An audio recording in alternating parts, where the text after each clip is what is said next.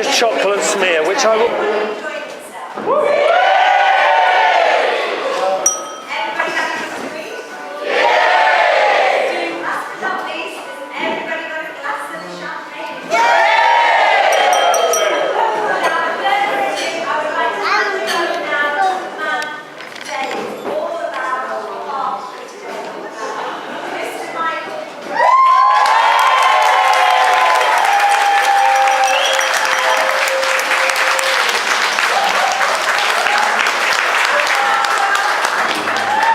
It's got to start with unaccustomed. Thank you very much, Karen.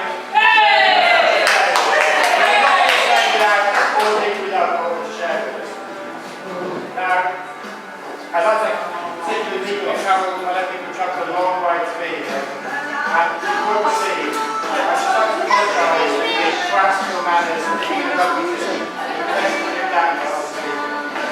And those Welsh fans, the reason so happy to be here, he's also Terry's boss. So I can see that. Now, you're good. Can I just say, before we go, just how lucky I am to have such a beautiful choir.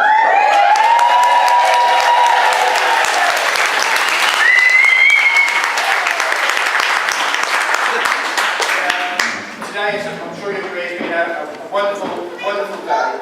And we've got lots of people to thank for making it so special. From the little paper bags which are displayed of the gum nuts from Marilyn's own back garden.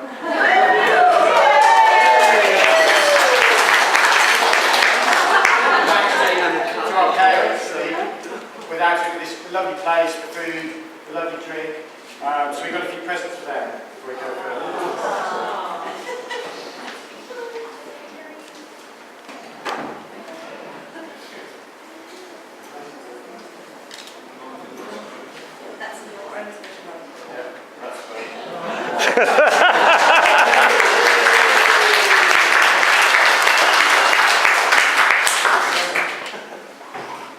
So I'd also like to thank the lovely bridesmaids and the ushers today, who all make the day go so smoothly. I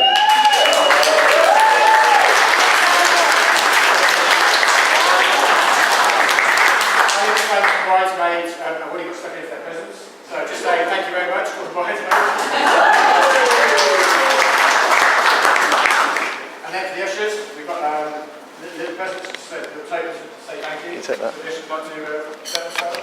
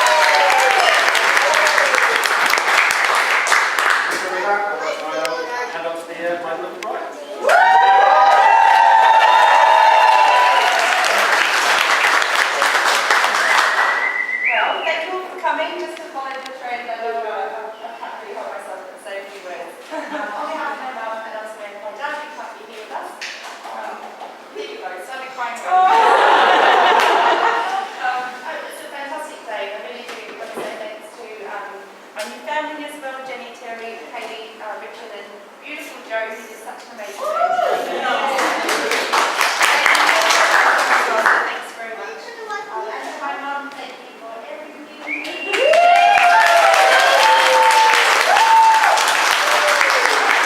Slightly more shy than me. Obviously my saints are beautiful bridesmaids, all 5 big girls, Lee, Christy, Jess, we've done Christy, there's Christy everywhere. Oh dear, so anyway, thanks to everybody. And my godparents, very, very lucky, not many people get to have the best 5 or 6 godparents. So Auntie Edna, Uncle Rick, Auntie Jean, Uncle Frank. And Dennis and Xander, who are pretty much like my godparents as well. Auntie Jean has made this beautiful cake. So,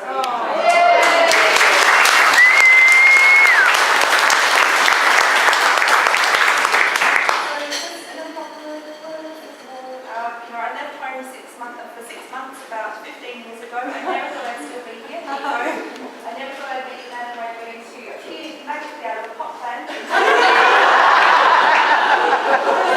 My pharmacy say, you're an amazing, incredible man. And we have a lot of adventures, a lot of journeys, and really looking forward to the next journey, which is marriage.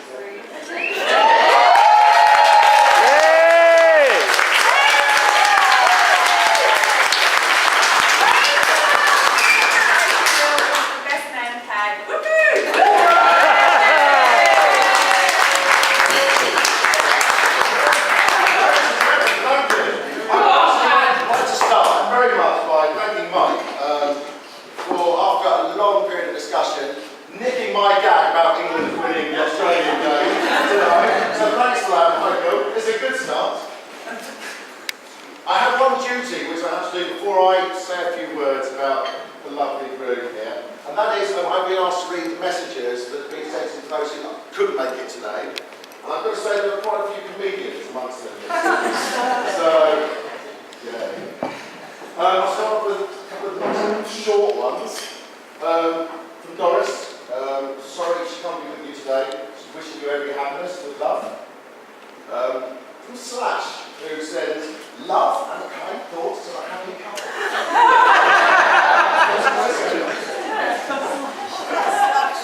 I've got one from my brother and his wife. Very best to you both. Thank you, Harry, for taking them on. It's about time.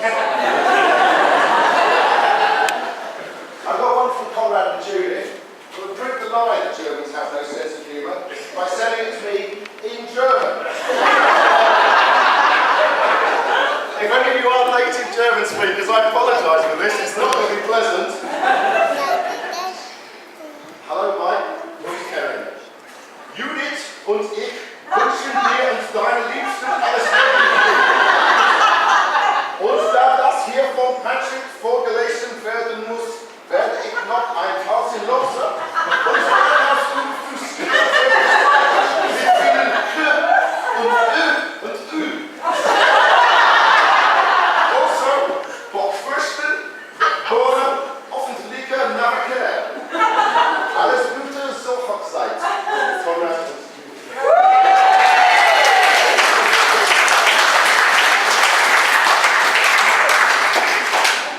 I've got some others here. So from Lottie and Phil, dear Karen and Mike, sending you both best wishes from New Zealand today, although technically the time zones might see us asleep for the I-Do's. We will be thinking of you both and wishing that we could have been with you to celebrate. I've no doubt you look absolutely stunning in your gown, Karen, and that you're both beaming with happiness. Enjoy the rest of today, the first of many happy days as husband and wife. Lottie and Phil.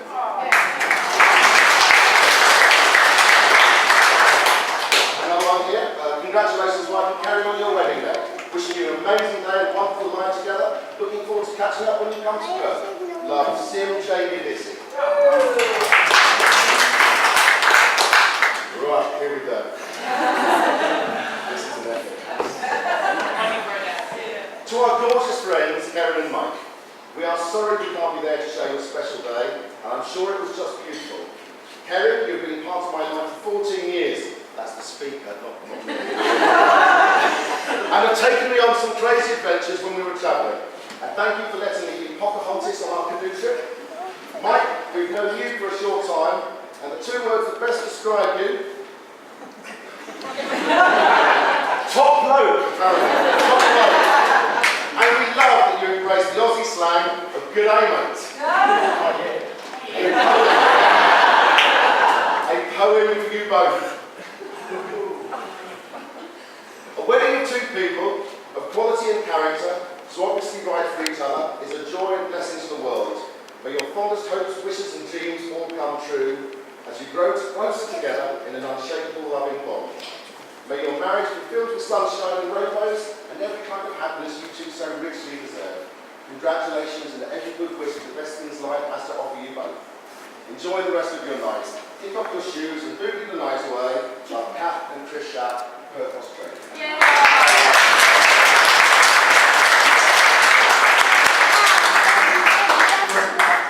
So, for those of you who don't know me, my name's Patrick, also known as Paddy or Pad, and I've had the privilege, to be one of Mike's closest friends for about 22 years, roughly half our lives. Not necessarily the better half of our lives, I was obviously, it's a great honour to be asked to be someone's best man, and of course I said yes immediately. You've probably worked out, if you've seen me around today, that as all this has got closer, I've been getting increasingly nervous, and so right now I find myself standing here feeling a little bit sick, wishing I'd said no. So probably a better idea what Keren's feeling right now than anyone else in this room. It's been a fantastic day up to now, I'm sure you'll all agree.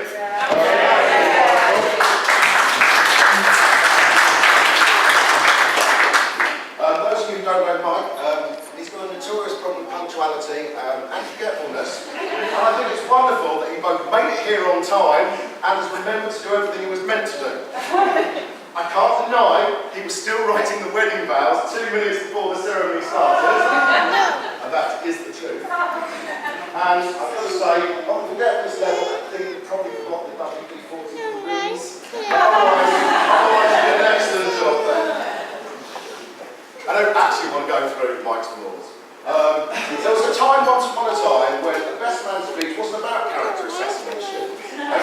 It was an opportunity for the best man to highlight a few of the finer characteristics of the group and to reassure the bride that she had made the right decision.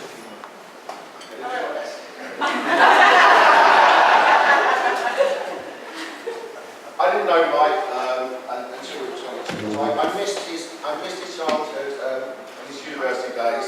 If you want tales about that, then ask a number of members of family or plenty of the ushers who went to university. I'm sure they've got loads of great stories. He went to Nottingham University, having always had an interest since he was young in the biological sciences. So he went on to do a genetics degree.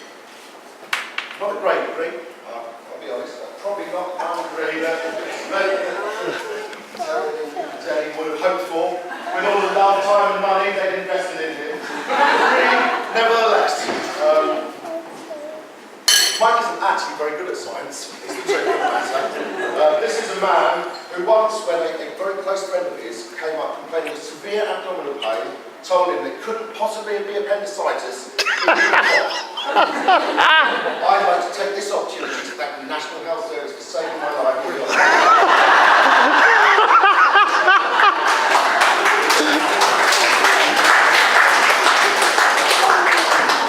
Unfortunately, science isn't the only thing that's important in Mike's current role as a head copy for a global health communications network. Very good, isn't he? Yeah. He also does a lot of writing. Writing is a big passion of Mike's. He's actually written a novel, a number of short stories, a radio play. All of them up to now unpublished, but if you don't mind, I think they give you quite a window into his soul. So Mike, just going to read a short essay. Hey! That's from the novel. Damn! Had his grin been too cheesy? She didn't look like she thought anything bad.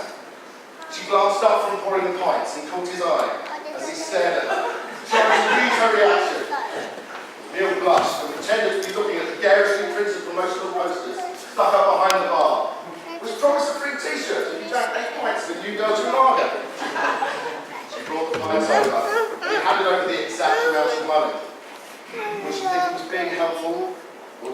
was anal, actually.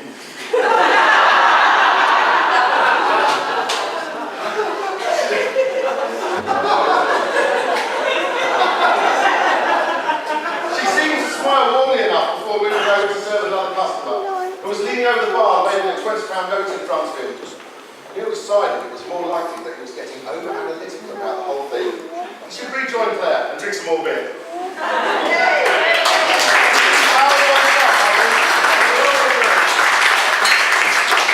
But no advice for literature in the future. His artistic talents don't stop at writing though. In the mid-90s, Mike was a member of a band which had creative differences not led to their solution. Will probably have changed the way people think about music forever. It took him a little while to find his natural role in the band though. Unfortunately, his own acting didn't quite have the rhythm to play bass guitar, or the manual dexterity to play the keyboards, or the voice to sing. If anyone's around tomorrow, I've got some on my iPod. But it turned out he was very good at dancing around at the back. And it was to my great regret that he never got to fulfil his lifelong dream of appearing on stage in a Pink Panther outfit, doing his dance.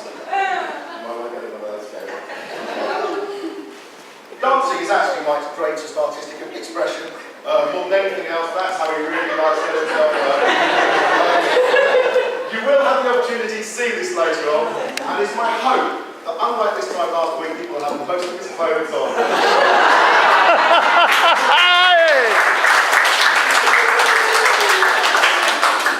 To be fair, he does keep himself in good shape. Long time ago, Mike and I formed a football team, which was around for quite a while. Actually, still going, quite possibly.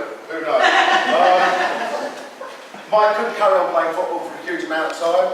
He started goalkeeper and broke his fingers so many times fumbling the balls that he had to give up. And actually, I think that might be the cause of the ring. So, yeah. So there you go. He moved on to running, and he still runs, although quite often complains he's got a bit of a dodgy knee. So, prior to this, obviously to make sure he got good for the wedding, he's actually been secretly undertaking personal fitness regime. Every day when Kerry's been going out, he's been popping upstairs, getting his heart beat up to double its usual rate for about 10 minutes, while vigorously working specific muscle groups. I think we all agree, he looks pretty good for it.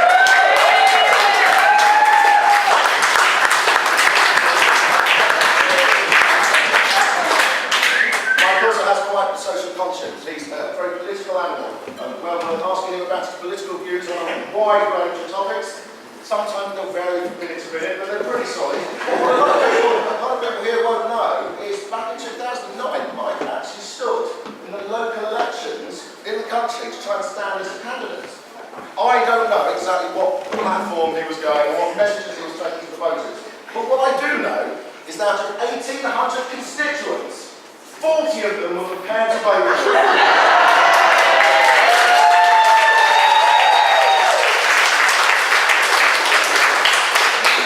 And in a tragic indictment of our society, that was still a vote more than the Labour. So Mike, he's a Renaissance man. Educated, artistic, athletic, socially responsible. Kerry, you are a lucky woman.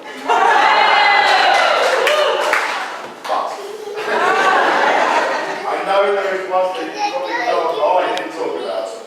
And I don't mean his ex-girlfriends. I made it absolutely clear nothing about ex-girlfriends. So that's 5 seconds out to lose.